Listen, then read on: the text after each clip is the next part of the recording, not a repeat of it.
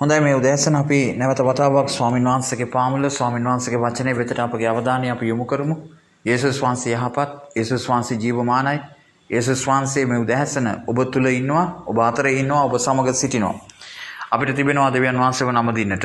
තත්වය මොනවා වුණත් ජීවිතයේ කුණාටු මොන පැත්තකට ගියත් අපිට තිබෙනවා යේසුස් වහන්සේ තුල පවතින්නට. මම විශ්වාස කරනවා දැන් ඔබ ඒ රහස ඉගෙනගෙන තියෙනවායි කියලා.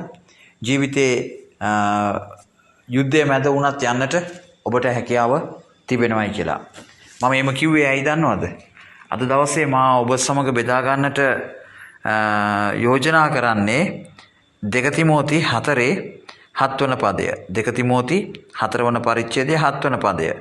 මම යහපත් යුද්ධෙහි යුද්ධ කෙලෙමි, මම දිවීම කෙලවර කෙලෙමි, මම ඇදහිල්ල ආරක්ෂා කෙලෙමි. දැන් මේ කවුද ලියන්නේ? පාවුල්. දැන් පාවුල් යුද්ධයක් කරාලු. ඒ යුද්ධය ඔහු ජයගත්තාලු. ඒ යුද්ධය ඔහු විජයග්‍රාහීකව අවසන් කළාලු. දැන් අපි දන්න විදියට නම් පාවුල් එම යුද්ධයක් කළේ නෑනේ. නමුත් ඔහු ආත්මික යුද්ධයක් කළා. දැන් ඔබ දන්නවද ඔබගේත් මගේ ජීවිතේ මේ ගමන යුද්ධයක් කියලා? කී දෙනෙක් එකඟ වෙනවද? දැන් මම දන්නවා ඔක්කොමලා අත උස්සාවි. ඒ කොහොමද දන්නවද? ජීවිතය කියන්නේ යුද්ධයක් කියලා පිළිගන්න නිසා. මේ වෙනකොටත් ඔබ මොකක් හරි යුද්ධයක පැටලිලා ඇති. විශේෂම ගේ ඇතුලේ. ගේ ඇතුලේ තමයි යුද්ධය තියෙන්නේ. ඒක විවිධ තලයේ තියෙනවා. ස්වාම පුරුෂයා භාර්යාව, දෙමව්පියෝ දරුවෝ, දරුවන් පවුලක් සහ සභාව ඇතුලේ, සභාවෙන් පිට හැමතැනම යුද්ධ තියෙනවා. දැන් පවුල් කියනවා මම යහපත් යුද්ධයක් යුද්ධ කළෙමි. මම ඒක අවසන් කළා, මම ඒක දින්නා. දැන් අපි පවුල්ගේ ජීවිත කතාව අරන් බැලුවොත් එම පවුල්ගේ ජීවිතේ පුදුමාකාර පීඩාවන් ඔස්සේ ගිය ගමනක්. සිරගෙවල් වලට ගියා.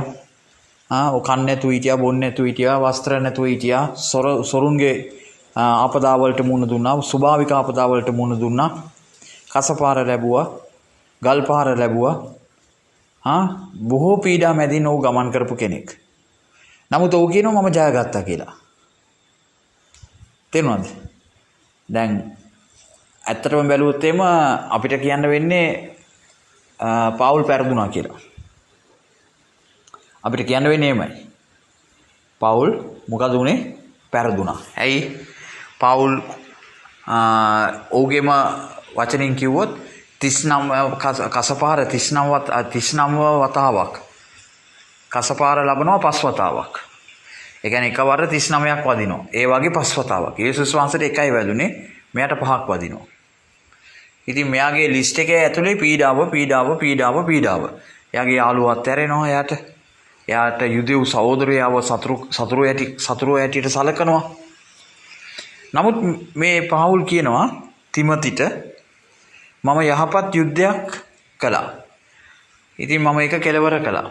මම යහපත් යුද්ධයේ යුද්ධ කෙලෙමි, මම දිවීම කෙලවර කෙලෙමි, මම ඇදහිල්ල ආරක්ෂා කෙලෙමි.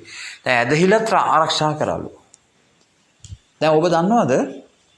අද ඔබට මටත් එම කාර්යම කරන්න තියෙනවා. දැන් අපි පෞගේ කාලේ දාවිද් ගැන බැලුවා. දැන් අද මේ පාවුල් අපිට විශාල අභියෝගයක් වෙලා තියෙනවා. පාවුල් ඔප්පු කරලා තියෙනවා කිතුණු ජීවිතය කොයි වගේද කියලා. දැන් කිතුණු ජීවිතේ ජය පරාජය කියන එකක් තියෙනවනේ. දැන් ඔහු ජයග්‍රහණය කරලා තියෙනවා. ඔහු ඒ දිවීම කෙලවර කරලා තියෙනවා. ඔහු දෙවියන් වහන්සේගේ රාජ්‍ය අත්පත් කරගෙන තියෙනවා. දැන් මේ අත්පත් කර ගැනීමේ ක්‍රියාවලිය ඇතුලේ ඔහුගේ පීඩාව අපි පොඩ්ඩක් මෙනෙහි කරන්නට ඕනේ. දැන් මම ඔහුගේ පීඩාව මෙනෙහි කරන්නට කියලා කාලය ගත්තොත් මම එක්තරා විදියකට අසාධාරණයි. මම කැමති ඔබගේ මගේ පීඩාව වෙතට යොමු වෙන්න. දැන් ඔබයි මමයි ක්‍රිස්තියානි ජීවිතය ඇතුලේ පීඩාව කොහොමද ගන්නෙ? ඔබට පාඩුවක් වෙනවා කියමුකෝ. ඔබට කවුරු හරි කෙනෙක් ඔබට වෙනස්කම් කරනවා කියමුකෝ. දේවර පල්ලියක් ඇතුලේ ඔබට අසාධාරණයක් වෙනවා කියමුකෝ. ඔබට ඔබගේ ජීවිතේ මොකක් හරි අකටයුත්තක් වෙනවා කියමුකෝ. දැන් එහෙම වෙනකොට ඔබගේ ප්‍රතිචාරය මොකද්ද? ඔබ ඒ අසාධාරණ මැද ඔබගේ ප්‍රතිචාරය මොකද්ද? ඔබගේ පරිණතකම මොකද්ද? ඔබට ඒක දරා ගන්න පුළුවන්ද නැත්නම් ඔබ ඒකට විරුද්ධව කැරලි ගන්නවද? නැත්නම් ඒ මැදින් ඔබ යනවද? ගිනි මැදින් යනවද? ජල මැදින් යනවද? ඔබ දෙවියන් වහන්සේට සියලු දේ බාර කරනවද? හරියට දාවිත් කළා වගේ.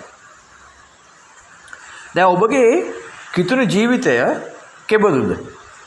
පීඩා මැද ඔබගේ ජීවිතය කෙබඳුද?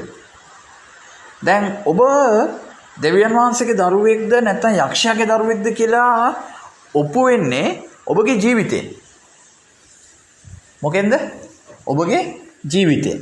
දැන් ඔබගේ ජීවිතය මේ මොහොතේදී කොයි ආකාරයෙන්ද ගත වෙන්නේ?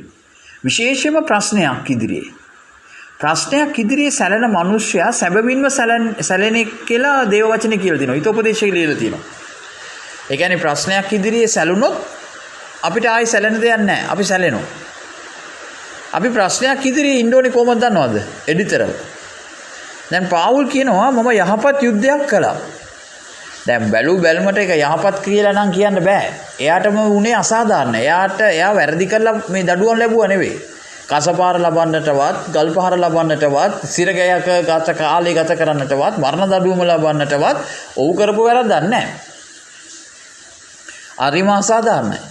නමුත් ඔව් ජයගත්තා. මේක තමයි ජීවිතේ. දැන් මේ රහස ඔබට තේරෙනවද? දැන් ඔබ ජය ගන්නවා කියන්නේ මොකද්ද?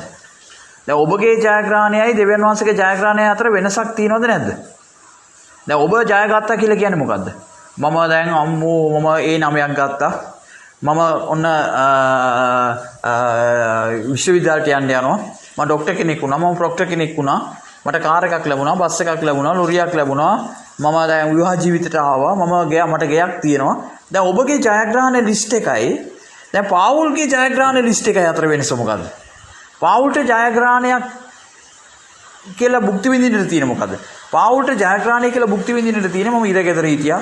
මට මරණ දඩුවම ලැබුණා. මට කසපාර ලැබුණා. මට ගල්පාර ලැබුණා. මගේ යාළුවෝ මාව දාලා ගියා. මට නිന്ദා අපහාස ලැබුණා. ඔබ දන්නවද දැන් මේ ලිස්ට් එකේ වෙනස? දැන් අපි සූදානම්ද? අපි සූදානම්ද? දැන් ඔබ දෙවියන් වහන්සේ ඉදිරියේ ජයග්‍රාහික ක්‍රිස්තියානි ජීවිතයක් ගත කරනවා කියලා කියන්නේ මේ පොළවේ ජයග්‍රහණයක් කියලා කියන අර්ථකථනයට වඩා දෙවියන් වහන්සේගේ ජයග්‍රහණය කියන අර්ථකථනය වෙනස්. හරිද? තේරෙනවද? දැන් ඔබ ඒකට ඔට්ටුයිද? නැත්නම් ඔබ ඒකට සූදානම්ද? පුළුවන්ද? ඔබ එකඟයිද? ඔබ ලෑස්තිද? අනේ නෑ එහෙම කරන්න බෑ. මට ජයග්‍රහණය කියලා කියන්නේ මෙන්න මේමයි. දැන් ඔබ දන්නවද මම කීප අවස්ථාවකදීම ඔය එක මේ වෛද්‍යවරුන් මත ප්‍රකාශ කරපු දේශනා කීපයක් ඇහුවා. ඒ දේශනාවල එක්තරා හරයක් තියෙනවා. ඒ හරය තමයි මොකක්ද දන්නවද? දෙමෝපියන්ට තමයි මේ දේශනාව යන්නේ දරුවන් ගැන. දෙමෝපියන්ට කියනවා ඔබගේ දරුවාව ඔබ ජයග්‍රාහික මානසිකත්වයක් ඇති කරලා තියෙනවා. ඒ දරුවව පරදින්නට ඔබ උගන්නලා නැහැ. ඔබ පන්තිය පළවෙනියා වෙන්න ඕනේ. ඔබ අරයට වඩා මෙයා ලකුණු වැඩියෙන් ගන්න ඕනේ. ඔයාට මම එම කරොත් තෑග්ගක් දෙනවා. මම ඔයාට මේ පාරේ ඔරලොස්සුවක් කරන් දෙනවා. ඔයා පන්තිය පළවෙනියා වුණාම. දැන් ඒක අපිට හිතෙනවා මේක සුබවාදී දිරිගැන්වීමේ ලකුණක් කියලා. හැබැයි ඒ වගේම අපි කියනවා ශිෂ්‍යත්වයේ දිනන්න ඕනේ. පරදින්න නම් බෑ. පරදිලා නම් ගෙදර එන්න එපා. දැන් අපි දරුවට හදනවා මානසිකත්වයක් දිනන්න ඕනේ. එතකොට දරුවා දිනන්න ඕනේ කියන මානසිකත්වයෙන් ඇවිල්ලා එක්තරා අවස්ථාවකදී මේ දරුවා සමාජයේදී පරදිනවා. මොකද හැමදාම දරුවට දිනන්න බෑ. පරදිනකොට මේ දරුවාට අපි පරදින මානසිකත්වය උගන්වලා නැහැ. එතකොට මොකද කරන්නේ? මේ දරුවා ඒකට ප්‍රතිචාර දක්වන්න දන්නේ නැහැ. එයා පුංචි දෙදරීමකටත් එයාට ලොකු දෙදරීමක් සිද්ධ වෙනවා. ඌට පීඩා මැදින් යන්න බෑ. ප්‍රශ්න මැදින් යන්න බෑ. නින්දා මැදින් යන්න බෑ. කවුරු හරි වීලුවක් කරොත් ඒක දන්නේ නැහැ. එවැනි අත්දැකීම් මේ දරුවා ලබලා නැහැ. පරාජය ලබලා නැහැ. පරාජය ලැබුණු නැති නිසා ජයග්‍රහණය තමයි ඔහුගේ ඔළුවට අපි දාලා තියෙන නිසා මේ දරුවා සමාජයේදී ප්‍රචණ්ඩ දරුවෙක් බවට පරිවර්තනය වෙනවා. කැරලිකාර දරුවෙක් බවට පරිවර්තනය වෙනවා. මුරණ්ඩු දරුවෙක් බවට පරිවර්තනය වෙනවා. මේ දරුවාගේ ඇසිරීම සමාජගත වෙනවා. ඒකට හේතු කාටවත් හොයාගන්න බැරි වෙනවා. නමුත් හොයාගන්න පුළුවන් සරලම තැන තමයි ගෙදර මොකද උනේ. ඔබ දන්නවද පාවුල් මේ කියන්නේ මොකද්ද කියලා? පාවුල් කියනවා මම යුද්ධයක් කළා, මම මේ යුද්ධය ජයගත්තා. හැබැයි ලෝකේ ප්‍රකාරව ඔව් යුද්ධය ඇත්තටම පරදුනා. ඔව් ලැබපු ජයග්‍රහණයක් ඇත්තටම නැහැ. නමුත් ඔව් දෙවියන් වහන්සේ ඉදිරියේ හැම පරාජයක්ම ජයග්‍රහණයට පෙරලගෙන තියෙනවා. ඔව් දෙවියන් වහන්සේ ඔව් බලවත් විදිහට පාවිච්චි කරලා තියෙනවා. ඔබ අද මේ දේශනාව අහන අම්මා තාත්තා සහෝදර සහෝදරියෙක් ඔබට මම ආරාධනා කරනවා එහෙම හිතන්ට එන්නේ කියලා. ඔබට දෙවියන් වහන්සේත් එක්ක ගමනක් යන්න නම් එහෙම තමයි හිතන්න ඕනේ. ඔබට යක්ෂ පොළඹවන එක කාරණාවක් තියෙනවා. දැන් බලන්නකෝ. ඔයා යාඥා කරනවනේ. ඔයා බයිබලයේ කියවනවනේ. බලන්න මොකද ඔයාලට ලැබිලා තියෙන්නේ? මොනවද ලැබිලා තියෙන්නේ? ඔයා යේසුස් වහන්සේ පිළිගත්තනේ මොනවද ලැබිලා තියෙන්නේ? ඔයාට ගයක් ලැබුණාද නැහැනේ? තාමත් බෝඩින් ගෙදරකනේ ඉන්නේ. කුලී ගෙදරකනේ ඉන්නේ. තාමත් ඉන්නේ දුප්පත් විදියටනේ. මොනවද ලැබුණේ? මොනවද ලැබුණේ ඇත්තටම? තේරෙනවද මං කියන දේ? යේසුස් වහන්සේ වෙතට ගියා කිව්වම වචනය තුල ඔබ ඉන්නවයි කිව්වම දෙවියන් වහන්සේට යාඥා කරනවා කිව්වම එහෙම නැත්නම් ඔබ ආධ්‍යාත්මිකත්වයේ තුල ඉන්නවයි කිව්වම ඔබව මනිනවා මිනිස්සු දැන් මොනවද ඔබට ලැබිලා තියෙන්නේ කියලා. ඇත්තටම ඔබට ලෝකේ ප්‍රකාරයට මුකුත් ලැබිලා නැහැ. නමුත් ඔබට දෙවියන් වහන්සේ ඉදිරියේ ඔබ බොහෝ දේවල් ලබාගෙන තියෙනවා. දැන් මේ දෙක අතර වෙනස ඔබට දැනෙනවද? නැත්නම් ඒක දැනෙන්නේ නැද්ද? තේරෙන්නේ නැද්ද? ඔබ දන්නවද යක්ෂයා අපිවත් පොළඹවනවා, පරීක්ෂාවට ලක් කරනවා අපගේ සිතිවිලි පරීක්ෂා කිරීමෙන්. අද බොහෝ දෙනෙක් ක්‍රිස්තියානි ජීවිතය තුළ අතරමං වෙලා තියෙනවා. ඒ අතරමං වෙලා තියෙන හේතුව තමයි ඔවුන් බාහිර සාධක මගින් තමන්ව මනිනවා. වැරදි මිම්මකින් තමන්ව මැන ගන්නවා. තමන්ගේ සාර්ථකත්වය අසාර්ථකත්වය මනින්නේ වැරදි මිනුම් කෝදුවකින්. වැරදි මිනුම් කෝදුවකින් ඔබ ඒවා මනිනකොට ඔබට අධෛර්යයත් කලකිරීමත් එපා වීමත් කොන්වීමත් ජීවිතය මොකටද කියලා හිතෙන තැනකට ඔබ පරිවර්තනය වෙනවා. පුළුවන් නම් සමහර විට දෙවියන් වහන්සේව අත්හැරෙනවා, බයිබලය අත්හැරෙනවා, යාඥාව අත්හැරෙනවා, යේසුස් වහන්සේ තුල ඉන්න එක අත්හැරෙනවා. මොකද ඔබගේ මිනුම් කෝදුව අනුව ඔබට තිබෙන්නේ පරාජයක්. නමුත් ඔබ දෙවියන් වහන්සේගේ ජයග්‍රහණය කියන මිනුම් කෝදුව අරගෙන ඔබගේ ජීවිතය ඔබ මනින්නට පටන් ගත්තොත් ඔබට හිතා ගන්න බැරි තැනක ඔබ ඉන්නේ. ඔබ දන්නවද ඒක තමයි කියන්නේ පීඩා මැදින් යන එක, දුක මැදින් යන එක, වේදනා මැදින් යන එක තරම් ආශිර්වාදයක් තවත් කොහෙවත් නැහැ. ඒ මන්ද එකක් ඔබ ජයගත්තයි කියලා ඒක කියනවා. දෙවෙනි දේ තමයි ඔබ ඒ මැදින් ගිහිල්ලා අවසානයේදී දෙවියන් වහන්සේගේ වචනය කරන කොටගෙන දාවිද් ජයගත්තා වගේ ජය ගන්නවා. පාවුල් ජයගත්තා වගේ ජය ගන්නවා. ජෝසෙෆ් ජයගත්තා වගේ ජය ගන්නවා. මෝසෙස් ජයගත්තා වගේ ජය ගන්නවා. මම මේ නම් කියපු කිසිම කෙනෙකුට ලැබිච්ච දෙයක් නැහැ. තේරෙනවද මං කියන දේ? ලැබිච්ච දෙයක් නැහැ. ඔවුන්ට ලැබිච්ච දෙයට වඩා නැති වෙච්ච දේ තමයි ගොඩයි. නමුත් අද ඒ දේ ඔබගේ ජීවිතේ ඔබ ඒක අදාළ කරගන්න. මම මේ කතා කරන්නේ අනිත් එක්කෙනාගේ ජීවිත නෙවෙයි. ඔබගේ ජීවිතයට ඒක අදාළ කරගන්න. ඔබගේ ජීවිතයට අදාළ කරගත්තාම මේ කතන්දරය කොයි විදිහටද ඔබට පේන්නේ? මෙතන තමයි අද ඔබ මම මෙනෙහි කරන්නට තියෙන්නේ. ඔබ මම යේසුස් වහන්සේත් එක්ක යුද්ධයක් තියෙනවා. යේසුස් වහන්සේ තුල ජීවත් වීම කියන්නේ යුද්ධයක්. මේ යුද්ධය ඔබ ළඟ තියෙන්න ඕනේ. ඔබ යුද්ධයක පැටලිලා නැතිනම් දැන් ඔබ දෙවියන් වහන්සේත් එක්ක නැහැ. දැන් ඔබගේ ජීවිතය යුද්ධයක් කියලා ඔබට දැනෙන්නේ නැත්නම් ඒ කියන්නේ ඔබ දෙවියන් වහන්සේත් එක්ක නැහැ. ඔබට ඒක දැනෙනවා නම් සහ ඔබ දැනටම ජයගෙන තිබෙනවා. නමුත් වැලූ බැලමට ඔබ පෙරදිලා. නමුත් ඔබ ජයගෙන තියෙනවා. ඒ මානසිකත්වය දැන් ඔබ ළඟ තියෙනවා නම් ඔබ ජීවිතේ ජයගෙන තියෙනවා. ශක්තිමත් වෙන්න දැන්. නැගිටින්න දැන්. ධෛර්යමත් වෙන්න. දෙවියන් වහන්සේ දිහා බලන්න.